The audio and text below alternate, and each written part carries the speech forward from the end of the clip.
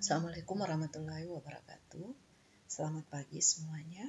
Ya, semoga kabar kalian semua sehat-sehat hari ini. Ya, dan kembali seperti biasa untuk mata kuliah statistik non parametrik.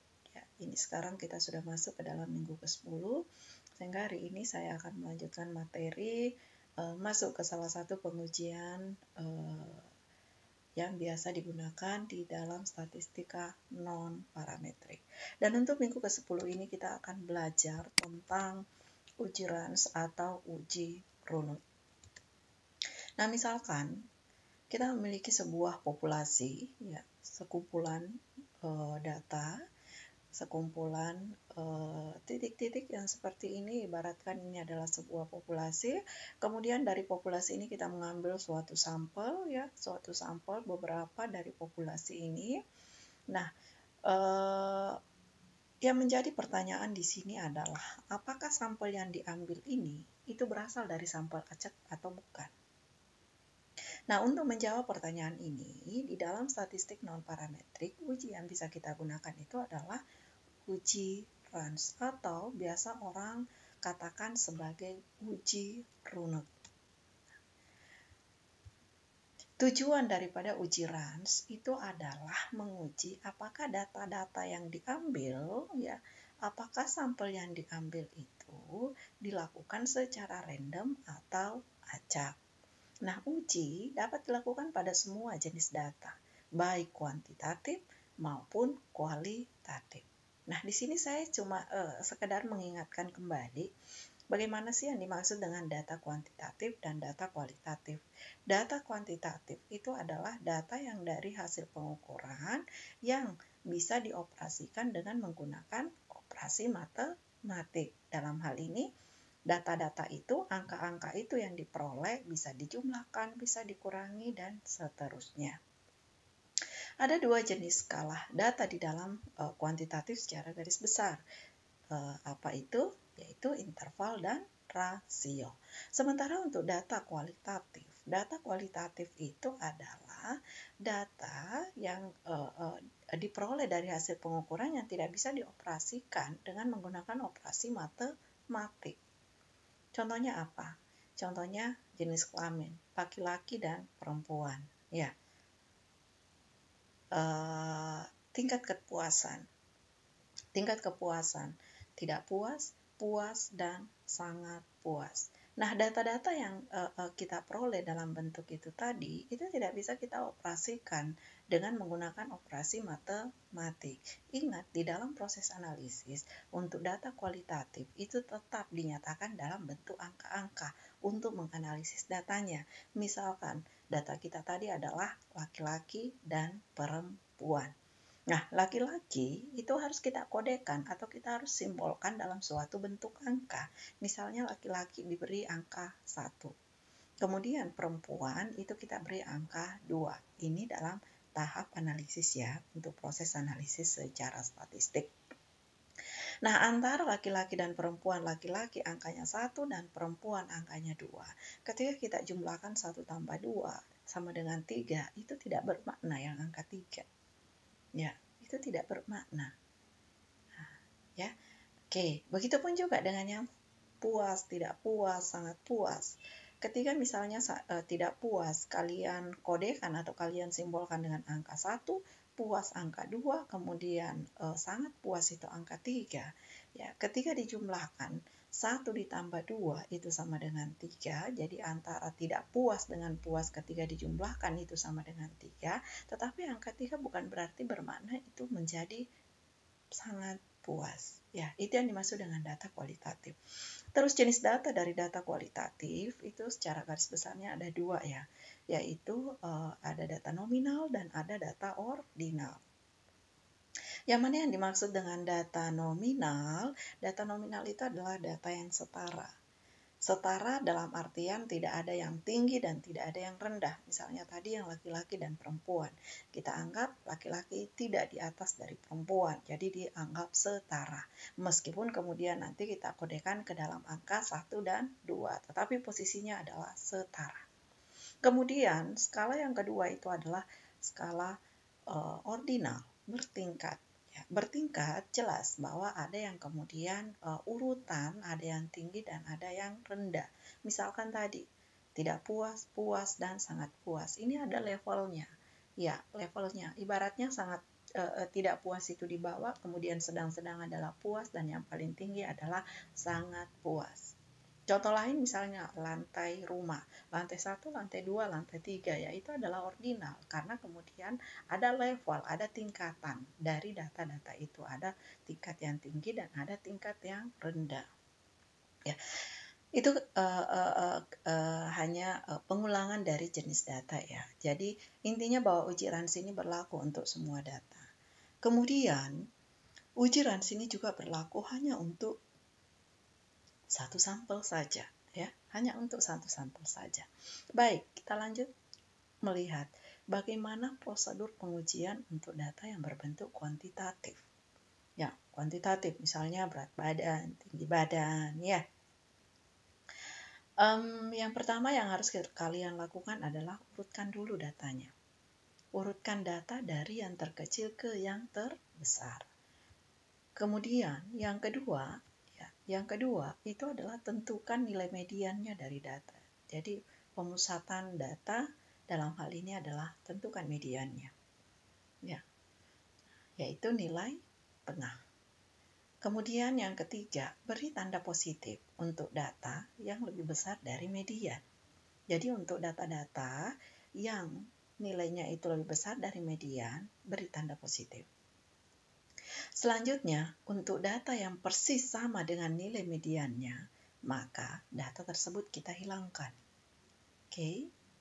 Nah, selanjutnya langkah selanjutnya itu adalah beri tanda negatif untuk data yang memiliki nilai kurang dari median. Dan selanjutnya hitung berapa banyaknya run yang terbentuk atau berapa banyak runut yang terbentuk. Oke. Nah, selanjutnya kita lihat seperti apa kalau ujinya pada data kualitatif.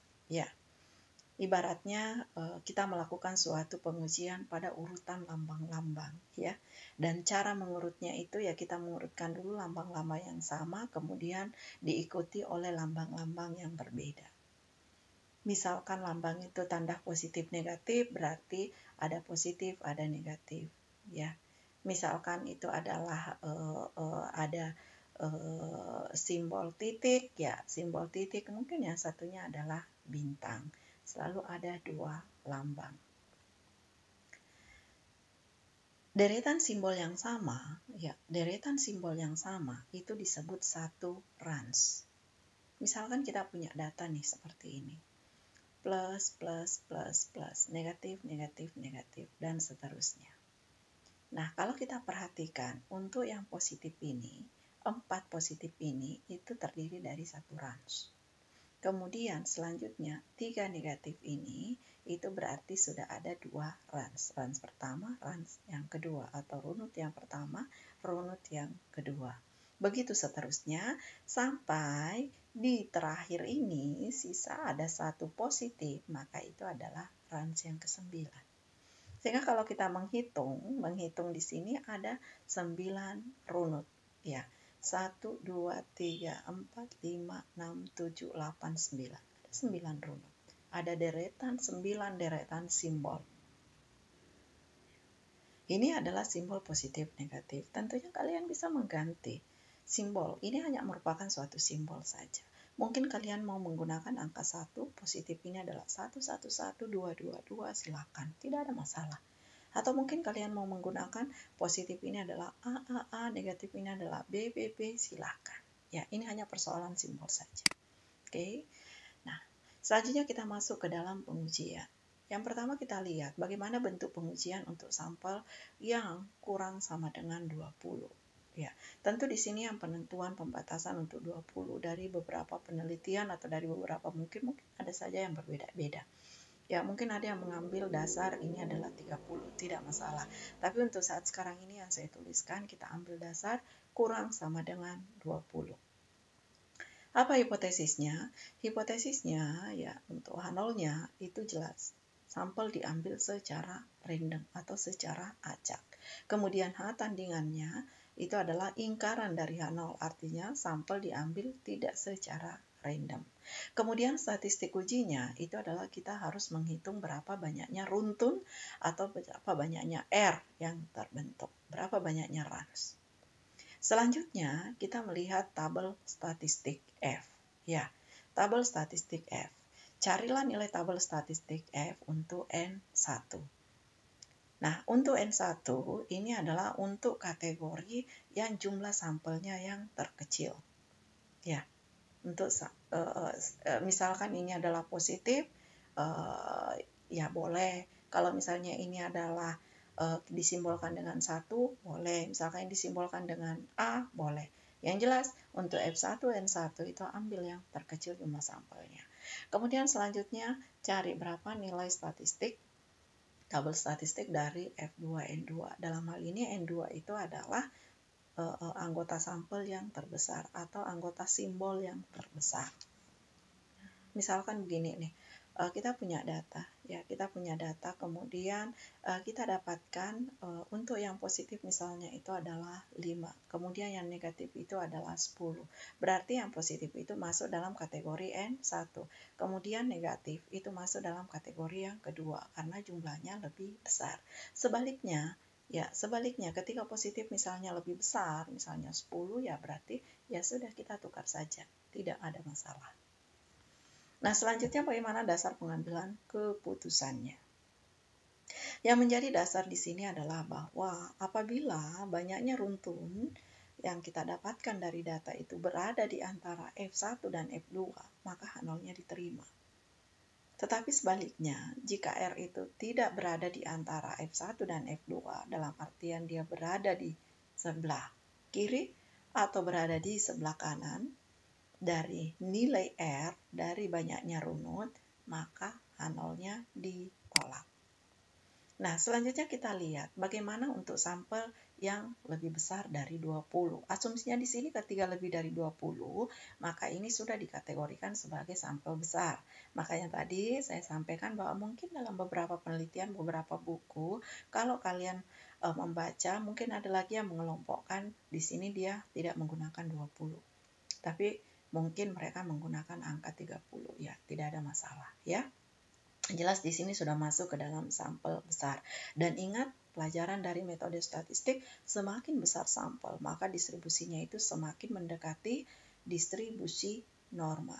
Nah, hipotesis sama dengan tadi, bahwa H0-nya itu sampel diambil secara random, dan hal tandingannya itu sampelnya tidak secara random. Bagaimana bentuk statistik ujinya? Nah, bentuk statistik ujinya sekarang, ini kita harus menghitung nilai set hitungnya. Nilai set hitung itu adalah sama dengan kembali ke dalam rumus standarisasi dari kenormalan, R dikurangi dengan mu R dibagi dengan sigma R. R itu adalah banyaknya runut, kemudian mu R itu adalah rataannya dengan rumus 2N1 kali N2 plus N1 tambah N2 tambah 1. N1 adalah jumlah kelompok sampel yang pertama, kemudian N2 adalah jumlah kelompok sampel yang kedua, atau N1 itu adalah jumlah simbol yang pertama, kemudian N2 adalah jumlah simbol yang kedua, dan seterusnya ya. Selanjutnya varians dari R itu adalah rumusnya seperti ini ya. Oke. Kita lanjut. Setelah mendapatkan statistik ujinya, tentu kita akan melihat bagaimana nilai tabel statistiknya untuk tabel normal set. Ya, tabel normal set yang harus kalian lihat. Nah, dasar pengambilan keputusannya sama dengan tadi, bahwa ketika set hitung itu dia berada di antara min set alfa per 2 sampai set alfa per 2, maka itu H0-nya diterima. Sebaliknya, ya, itu H0 ditolak. Oke. Nah, kita masuk sekarang ke ilustrasi contoh yang pertama ya. Ini ada sebuah penelitian tentang penggunaan suatu produk A. Sampel yang diambil itu sebanyak 17 orang, yang terdiri atas pria dan wanita. Dengan urutan dari 17 orang ini, urutan pria wanitanya itu adalah pria, wanita, dan seterusnya. Ini ada 17 orang. Nah, sekarang kita mau menguji apakah data ke-17 ini itu diambil secara random atau tidak. Ya, jadi yang mau diuji ini nih, yang 17 orang. tentu yang kita lihat dulu N-nya itu adalah 17 orang ya. Nah, berarti ini 17. Kemudian untuk prianya bisa kita hitung 1, 2, 3, 4, 5, 6, 7, 8. Ada 8. Kemudian untuk wanitanya 1, 2, 3, 4, 5, 6, 7, 8, 9. Wanita ada 9. Sehingga prianya sudah kita simbolkan sebagai N1 yang lebih kecil daripada N2. Kemudian wanitanya itu adalah 9. Ya, yang terbesar sehingga kita simbolkan dengan N2. Untuk alfa sama dengan 0,05. Ya. Nah, untuk menyelesaikannya, ya seperti biasa dalam tahapannya, tentu yang pertama yang harus kita buat dulu adalah bagaimana H0 dan H1-nya. H0-nya itu sampel diambil secara random, dalam artian bahwa 17 data tadi itu diambil secara random, dan H1-nya itu adalah bahwa sampelnya itu diambil tidak secara random. Nah, sekarang coba kita lihat. Ini adalah sampel yang 17 tadi ya. 17 tadi. Nah, tentu yang pertama dulu kita menghitung ada berapa runut di sini. Ya, ada berapa runut di sini. Coba lihat. PPP ini adalah 1 runut, W-nya 2 runut, P-nya lagi 1 lagi runut, berarti sudah ada 3. Ya. Nah, di sini sengaja saya sudah berikan warna-warna yang berbeda ya. Nah, ini adalah 1, 2, 3, 4, 5, 6, 7, 8, 9, 10, 11. Berarti ada 11 runut di sini, ada 11 run. Sehingga diketahui statistik ujinya sekarang itu adalah R-nya sama dengan 11. Sekarang tabel statistik. Nah, di dalam tabel statistik kalian bisa lihat untuk N1, 0,05. Sekarang kita hitung dulu. Untuk yang prianya ada berapa? 1, 2, 3, 4, 5, 6, 7, 8. Ada 8. Berarti sekarang kita lihat 8 untuk 0,05 itu dari tabel statistik 4. Kemudian F2-nya berarti kita menghitung sekarang W-nya ya. W-nya berarti ada 9 karena ada 17 data. Berarti sekarang kita lihat 9 0,05 sama dengan 15. Nah, selanjutnya bagaimana caranya kita membuat keputusannya? Keputusannya itu adalah bahwa R-nya itu dia berada di dalam interval ini, F1 dengan F2. Nah, kita dapatkan tadi 11. Jadi 11 ini ada di antara angka 4 sampai 15. Ini artinya apa? Bahwa H0-nya diterima. Artinya apa lagi? Bahwa sampel itu diambil secara acak atau secara random. Nah, ini adalah tabel statistik F1 dan F2 tadi ya. Untuk N1 sama dengan 8, ini kita bisa lihat, ini adalah 4. Kemudian untuk 9, ya ini adalah 9, ini adalah 15. Oke, ini hanya untuk melihat tabel statistik saja. Nah, selanjutnya kita melihat lagi contoh selanjutnya ya. Ada pengisian parfum pada 15 botol. Jadi ada 15 botol yang diisi parfum ya. Kemudian isi dari setiap botol itu diukur dan akhirnya diperoleh botol yang pertama 3,6, botol yang kedua 3,9 sampai seterusnya botol ke-15 itu 4,1. Nah, sekarang ditanyakan apakah pengisian 15 botol parfum ini dilakukan secara acak atau tidak. Pada alfa sama dengan 0,05. Jadi proses pengisiannya di sini ya, proses pengisian botol ini. Nah, tentunya H0 H1-nya iya, isi kaleng berubah secara acak dan H tandingannya isi kaleng tidak berubah secara acak atau isi botol ya. Nah, karena datanya ini merupakan data kuantitatif, maka apa yang harus kita lakukan? Tentunya yang pertama adalah mengurutkan data itu dari yang terkecil ke yang terbesar. Nah, setelah kita urutkan, kita dapatkan data sebesar ini. Ya, jumlahnya itu ada 15. Ya, ada 15. Jadi tentunya nilai tengahnya itu ada di urutan ke-8, yaitu 3,9. Jadi ini adalah nilai tengah dari data. Nah, selanjutnya apa? Kita perhatikan semua angka-angka itu bahwa ketika data itu lebih besar dari 3,9, maka kita kasih tanda positif.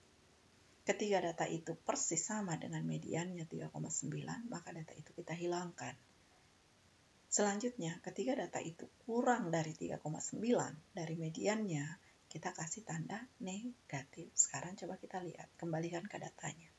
3,6 itu lebih kecil dari 3,9, berarti kita kasih tanda negatif.